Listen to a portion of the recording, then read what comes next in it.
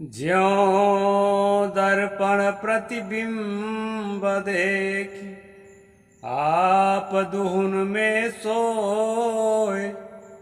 यह तत्व से वह तत्व है, आही सेवा होय। नमस्कार दोस्तों, मैं अविनाश दास रेशनल कबीर यूट्यूब चैनल में आप सबका हार्दिक स्वागत करता हूं। साथियों, चैनल को सब्सक्राइब करें, लाइक करें, शेयर करके अपने सभी साथियों तक पहुंचाएं। आज मैं एक साखी लेकर के आया सतगुरु कबीर साहब का, उसी पर थोड़ी चर्चा करूंगा। सतगुरु ने कहा, दर्पण में जिस प्रकार प्रतिबिंब देखते हैं, जैसा इधर है वैसा ही उधर दिखता है। वहां अगर चेहरे में दाग है तो आपके प्रतिबिंब के चेहरे में भी दाग दिखाई पड़ेगा। अगर चेहरा साफ है तो आपके प्रतिबिंब में भी चेहरा साफ दिखाई पड़ेगा, क्योंकि वो प्रतिबिंब इसी से बना है। मूल रूप में आपका चेहरा है, मूल रूप में प्रतिबिंब नहीं है। तो जो आपके मूल रूप में है वही उसमें दिखाई पड़ेगा। साथियों, मैं एक छोटी सी घटना का जिक्र करूंगा, जो मेरा अपना अनुभव। इसके बाद फिर बात को आगे बढ़ाऊंगा। चढ़ती उम्र की बात है दोस्तों। चढ़ती उम्र में हर आदमी तो जोशीला होता है, लड़का हो लड़की हो, आत्मविश्वासी होता है, जुझारू होता है और समय पड़े पर वो जूझता भी है।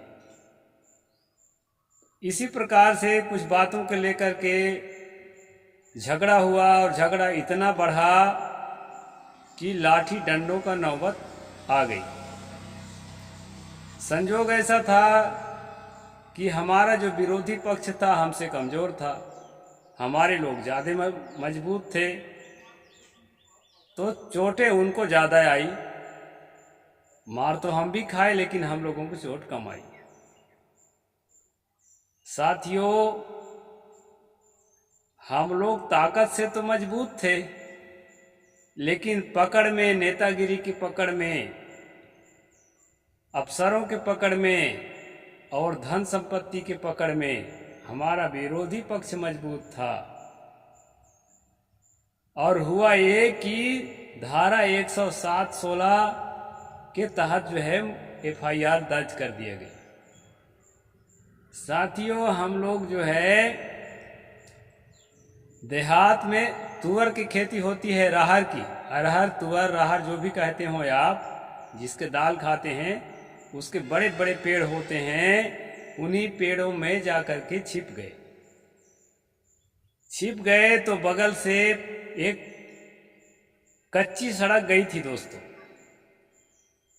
और पगडंडी भी निकली थी, क्योंकि बड़े बड़े खेत होते हैं तुअर के, 4 एकड़ 5 एकड़ लगातार उसी खेती होती है जहाँ होती है। तो हमारे इलाका में होती थी। आज अब इतने सालों बाद वहाँ होती है कि नहीं होती है ये मैं नहीं कह सकता, क्योंकि अब मैं संन्यास जीवन में हूँ। उस समय का जीवन अलग था। तो साथियों, हमने देखा ये कि कोई जूता पहनकर अगर निकलता था पैदल चलते हुए, उस समय पैदल बहुत चलते थे लोग, तो उसके जूता के टाप की आवाज को सुन करके हमें लगता था कि कहीं पुलिस आ रही है। कोई कार, कोई मोटरसाइकिल, वैसे बहुत कम होते थे, लेकिन होते थे। उस सड़क से अगर निकल जाए तो लगता था कि दरोगा आ गया।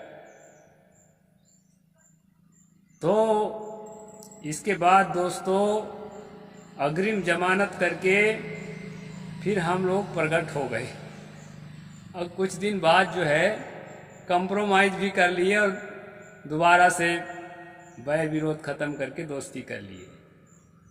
तो ये घटना का जिक्र मैं इसलिए करता हूँ कि जो घटना घटती है हमारे मन रूपी दर्पण पर, उसका प्रतिबिंब बनता है। जिसको हम बहुत गहराई से क्रोध में, प्रेम में या किसी चीज में लेते हैं जिस घटना को, वो हमारे दिमाग में उतने ही गहरा असर डालता है और उतने ही गहराई पर निवास करता है। आप कहते हैं पाप का फल आदमी को भोगना पड़ता है कि नहीं भोगना पड़ता है? तथागत बुद्ध ने इस पर क्या कहा है, उसके लिए मैं एक गाथा रखूंगा दोस्तों। ये गाथा जो है धम्मपद नाम की किताब है त्रिपिटक के अंदर। उस धम्मपद के चैप्टर नंबर 9 और गाथा नंबर 12 है। 9वें अध्याय का 12वां गाथा है। वैसे पूरी किताब में इस तरह की और भी इसके समानांतर बातें कही गई है, लेकिन फिलहाल मैं इसी को ले रहा हूँ। पहले गाथा पढ़ दूँ दोस्तों, फिर उसका अर्थ बताऊंगा। ना अंतलिखे ना समुद्र मध्य ना पवत्तानं विवरं पविस्सा ना विज्जति सो जगतिपदेशो यत्तिष्ठो मुंचेय पापकम्मा। ये 12 नंबर श्लोक है। श्लोक यानी कि गाथा। यहाँ पर तथागत बुद्ध कहते हैं ना आकाश में, ना समुद्र के बीच में, ना पर्वतों के गुफाओं में घुसकर, न संसार के किसी देश प्रदेश में ऐसी कोई जगह है जहां छिपकर पाप कर्मों के फल से प्राणी बच सके। ये बात समझिए दोस्तों। आकाश में, अंतरिक्ष में वायुयान का उड़ान भर के ना किसी दूसरे ग्रह में आप चले जाएंगे। हम तो रह के खेत में ही चले गए थे, वहीं से जो है छूट नहीं रहा था। लेकिन यहाँ तथागत बुद्ध कहते हैं कि आप अगर अंतरिक्ष में भी उड़ान भरेंगे, अगर पाप कर्म कर रखे हैं तो पाप कर्मों का संस्कार आपके मन में बना हुआ है और आपको पीड़ित करेगा। उससे आप नहीं बच सकते। अगले जन्म में क्या होगा, पिछले जन्म में क्या होगा छोड़िए, अभी इसी जन्म में क्या हो रहा है उसको देखो, उसकी क्या दुर्दशा हो रही है। डंडे की चोट कम होती है दोस्तों मानसिक वेदना से, भय से। और दूसरी बातें भी बता दूं, किसी भी गहरी भावना के साथ हमारा न्यूरॉन्स जो है एक्टिव रहता है। न्यूरॉन्स कहने का मतलब है ब्रेन सेल्स, सेंसिटिव नर्व्स, उसमें एक्टिव रहते हैं। और सेंसिटिव नर्व के एक्टिव रहने का मतलब है कि पूरे शरीर को, पूरे जीवन को कंट्रोल करने वाला कौन है? ब्रेन है। और ब्रेन के जो तंतु पूरे शरीर में फैले हुए हैं वही सेंसिटिव नर्व्स हैं। और वो जो है कैसे बने रहते हैं? न्यूरॉन्स से बने रहते हैं। ये पूरा साइंटिफिक है दोस्तों।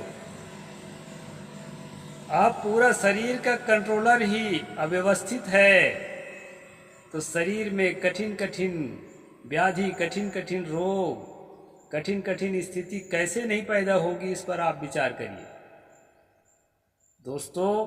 पाप का फल इसी जीवन में मिलकर रहता है। कहते हैं ना समुद्र के बीच में अगर पनडुब्बी, जहाज पनडुब्बी आती है, पनडुब्बी में घुस करके जो है ना समुद्र के अंदर छुपे रहोगे तो भी तुम्हारा पाप का कर्म तुम्हारे साथ है और तुम्हें पीड़ित करता रहेगा निरंतर।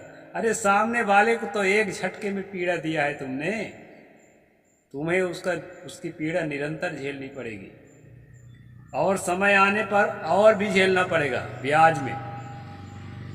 ना पर्वतों के गुफाओं में छुपकर और न संसार के किसी देश प्रदेश में। विजय माल्या और ललित मोदी और मेहुल चौक से और इस तरह से कितने लोग विदेश भाग गए हैं देश की संपत्ति को हड़प के। उनका दिल दुख रहा है, संपत्ति चाहे जितनी हो अरबों खरबों के, लेकिन दिल बता रहा है कि तुमने पाप किया है।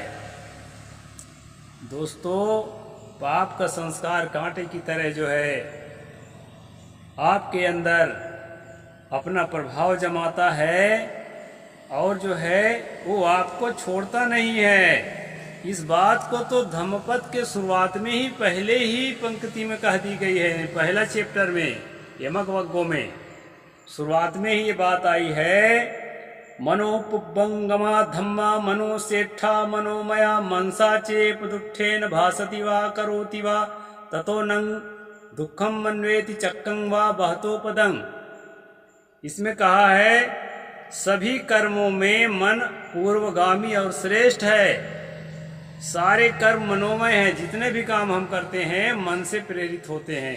हाथ पैर हमारा बिना मन के प्रेरणा से नहीं चलते हैं। जब मनुष्य मन में बुराई रखकर बोलता है और काम करता है, मन में बुरी भावना को रख करके आप बोलते हैं और काम करते हैं, तब उसके पीछे दुख वैसे लगे रहता है जैसे गाड़ी खींचने वाले जानवरों के पैरों के पीछे उसके पहिए। पहले बैलगाड़ी, घोड़ा गाड़ी ये सब चलते थे दोस्तों, तो उस गाड़ी के जो चक्का है उस जानवर के पीछे लगे रहते हैं। इसी प्रकार से दुख जो है आपका पीछे लगा रहेगा। इसलिए पाप कर्मों से बचे, स्पष्ट जीवन जिए, खुला जीवन जिए, सत्य पर आधारित जीवन जिए। अगर पाप कर्म से नहीं बचते हैं, मन से, वचन से और कर्म से, 3 तरह के पाप होते हैं दोस्तों। कर्म से हम हाथ पैर से किसी को मारते हैं, पीटते हैं, किसी के नुकसान पहुंचाते हैं, किसी के धन चुराते हैं, किसी के अधिकार छीनने के लिए कलम चलाते हैं, ये सब कर्म का पाप है। किसी को गाली निंदा झूठ के द्वारा किसी के लिए दुख खड़ा करते हैं, ये वचन का पाप है। और मन से किसी की बुराई सोचते हैं, गलत भावना रखते हैं, गंदी सोच रखते हैं, ये मन का सोच है, मन का पाप है। इस तरह दोस्तों ये 3 तरह के जो पाप होते हैं वो जीवन में दुख ही देते हैं, सुख नहीं दे सकते। इसलिए पाप कर्मों से बचने के रास्ता जो है तथागत भगवान बुद्ध ने भी बताया था, और सदगुरु कबीर साहब तो आपको हर रोज बताते हैं। उनके आधे से ज़्यादा पंक्तियाँ जो है इसी विषय पर हुआ करती हैं कि बुरा कर्म मत करो, बुरी बात मत सोचो, बुरी बात मत बोलो, सबके लिए हितकारी काम करो, हिल मिल रहना, देकर खाना, नेकी बात बताते रहना। ये सदगुरु कबीर बार बार कहते हैं कि आपस में हिल मिल करके रहो। अभी आज जो है भारत बंद का आंदोलन है, ये हमारे हिल मिल कर नहीं रहने का परिणाम है कि कुछ लोग इस आंदोलन के खिलाफ हैं और कुछ लोग गलती भी किए हैं कि उनके हितों का ध्यान नहीं रखे, ये भी बात है। तो हिल मिल रहने का सूत्र बहुत बड़ा है दोस्तों, इसको हम लोगों को मिलकर के निभाना ही होगा। मैं तो तहे दिल से इस आंदोलन का, इस भारत बंद का समर्थन करता हूँ, सम्मान करता हूँ, मोटिवेट करता हूँ। लेकिन बहुत से हमारे ऐसे भाई बहन हैं जिन्हें इस आंदोलन से कष्ट इसलिए है कि उनका हित अभी तक नहीं हुआ है। उसमें कुछ दोषी तो वो स्वयं भी हैं, ये अपने पढ़ाई लिखाई पर ध्यान नहीं दिए, बाल बच्चों की पढ़ाई लिखाई पर ध्यान नहीं दिए। दूसरा दोषी हम लोग हैं कि उनको अपने स्वार्थ के कारण उनको आगे आने में मदद नहीं किए, रास्ता तो नहीं रोके। वैसे कोई भी ST SC का, OBC का आदमी दूसरे का रास्ता नहीं रोकता। हमारे अंदर तथागत बुद्ध का संस्कार है, सदगुरु कबीर का संस्कार है, बाबा साहेब का संस्कार है।